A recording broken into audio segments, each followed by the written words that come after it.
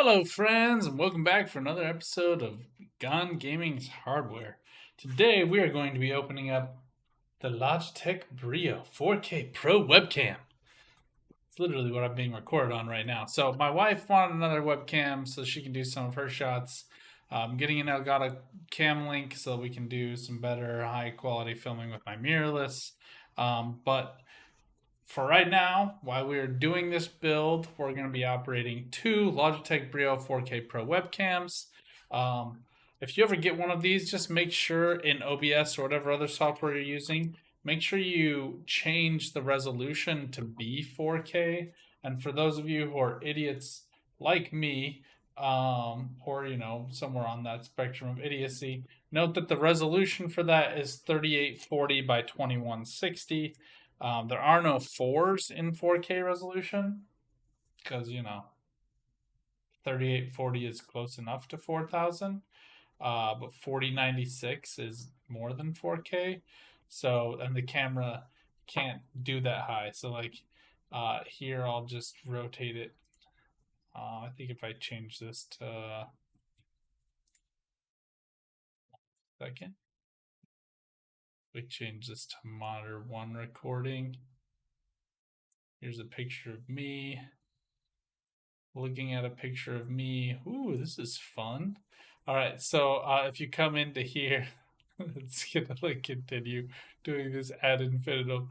If I set myself up just in front of it, then it should be okay. But oh, holy crap! Okay, so if you come in here and you right click on, oh, let me move my body. If you right click up over here on your camera, then you can go to your properties and you can configure your video here, and you have to manually set the resolution. You'll see as soon as I change this to 4096, the camera goes, oh no, this time it is working. I don't know. Before it wasn't working for me, and then it resets my defaults. So I guess it does actually go all the way to 4096. It was being problematic for me before. So just make sure you check that, and then to get your color saturations and everything correct, you just right click on this, change your brightness, your contrast, and just do that until you get what you're looking for. Right now I'm just going to turn up the contrast a little bit. The sharpness you can sometimes turn down if you want to just smooth out your facial hair a little bit, to kind of hide some of your blemishes. I like to keep this real up in here so you guys can get the full gravity of how beautiful my face is. Gain doesn't usually make as much a difference for the green screening. I find that saturation and contrast are really the big ones. You can see as I turn the saturation down, you can see it really start to fuzz. So I go just high enough to keep it from fuzzing, and not much more. And I'll compensate a little with some brightness. That'll change here as soon as I get this my mirrorless set up. That'll hopefully give us some more space. But that's basically how you'll set up this camera.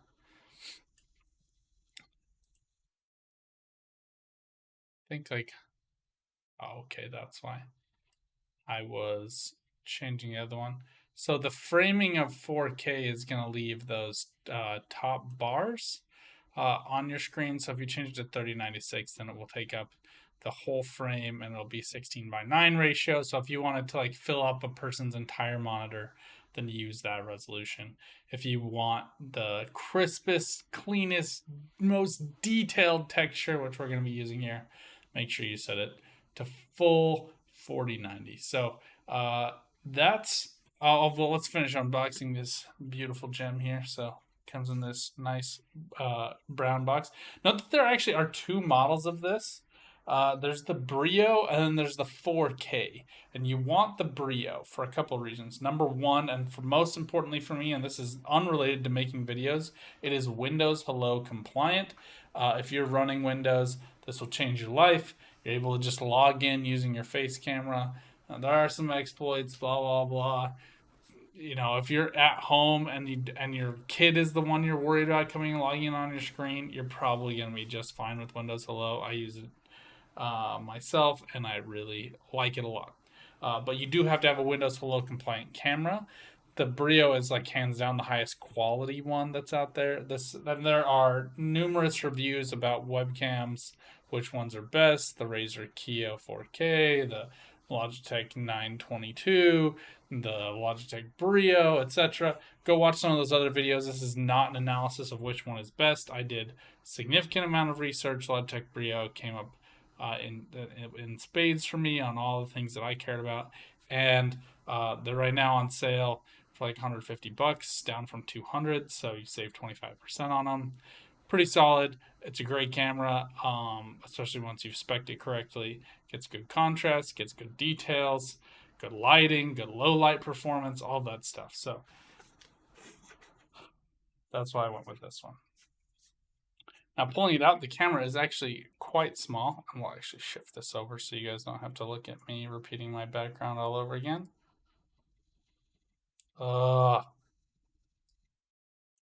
See what I'm talking about with like the color and saturation issues. So I actually have to like go into Logitech and change this in order for it to work correctly. The video configuration is always weird. Otherwise, quick fix here is usually to just bump up the saturation. It's being weird right now. I'm gonna have to tweak this later on. All right, well, just live with some fuzziness for a minute. You can still see everything here pretty much just fine. So poopy. So this is a camera. It comes with this very convenient backplate that grasps your camera firmly. It does have like a nice feel, like aluminum housing. And then the actual camera comes with additional depth sensors and a light sensor, which is supposed to help you with low light performance or high light performance, but it seems to be doing some weird things at the present moment. I don't know. One sec. I think actually the quick way to solve this is to just tweak this. No, it should be automatically adjusting my exposure. You know, that looks, the camera defaults looks great after you actually do that, but now it's showing like the wrong field of view. There we go. Just do that for now. All right.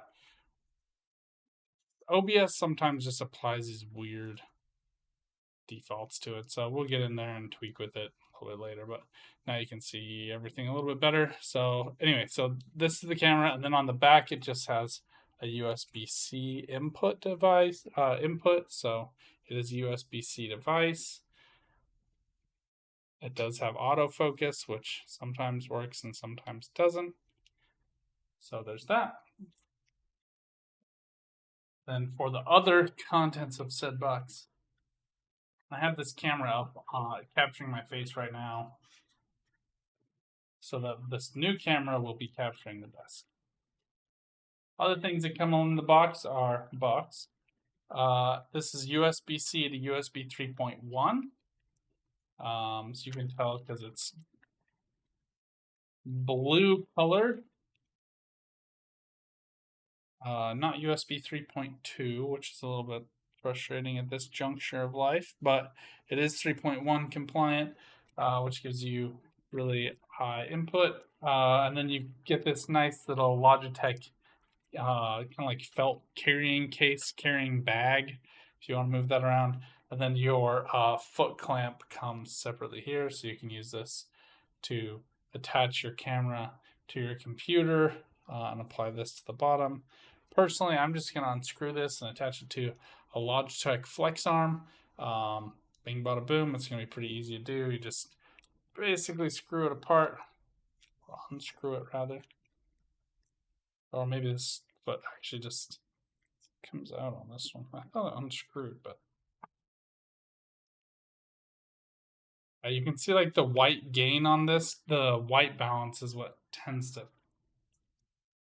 lose its mind. You can tell like it gets such crisp detail when it's set correctly.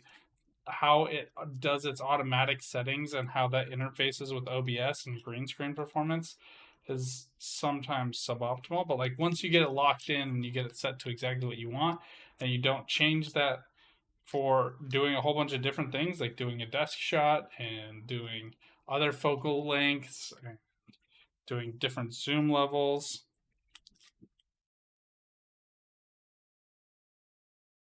Okay, so this is just supposed to pop out, but it is like in there, so it always freaks me out.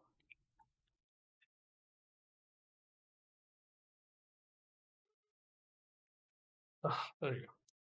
It'll just pop out of here, so you can just pop this off, and then we can just screw it directly on to a mount.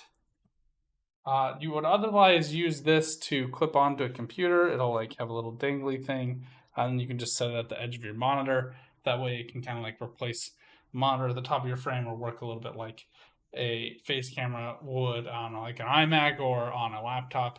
So, you know, that's an option for you. Or you can screw this in.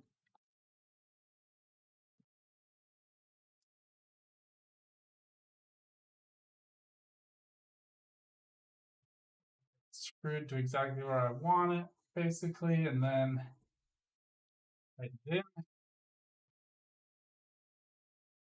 Take it and we'll just connect this to the computer. It does come with a handy dandy Velcro zip tie or cable tie that's already attached to the cord, which I do find very convenient. Not all computers need the same length, so you know that's a bonus. I'm just gonna pop. I do have 3.1 on my NZXT H10, so we'll just go ahead and pop this in there. Pull this over to the other. Plug it in. I'll walk you guys through how to set this up.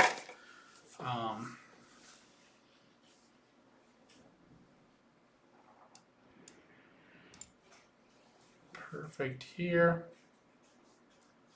All right, we'll go ahead and tighten this down a little bit and move this down to the bottom right here. And now we're just going to come in here, back onto our screen. I'm going to set to monitor one recording, make some space.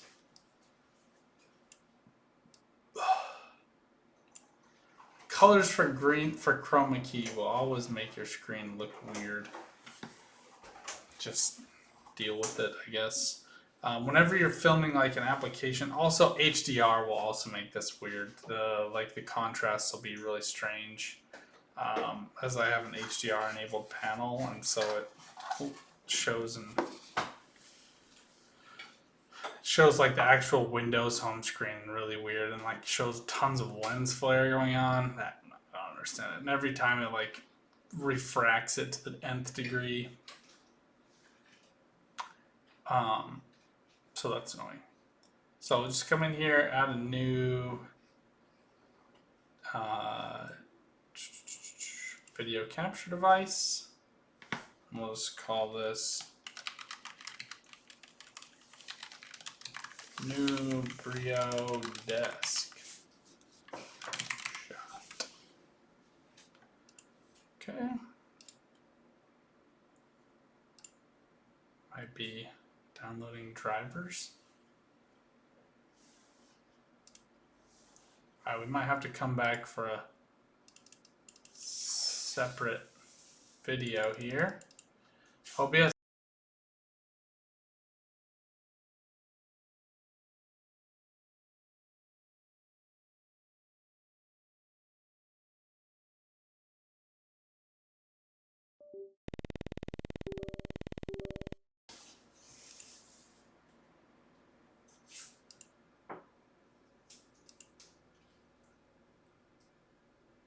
Okay, here we go. Actually got it working. Who knew? All right, well, configure this and get it all situated correctly later, but yeah, that's the desk shot right here.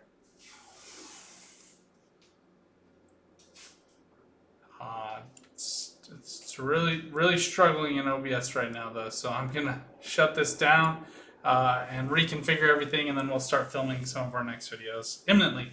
Until then, good luck out there, have some fun, and keep on building. Bye for now.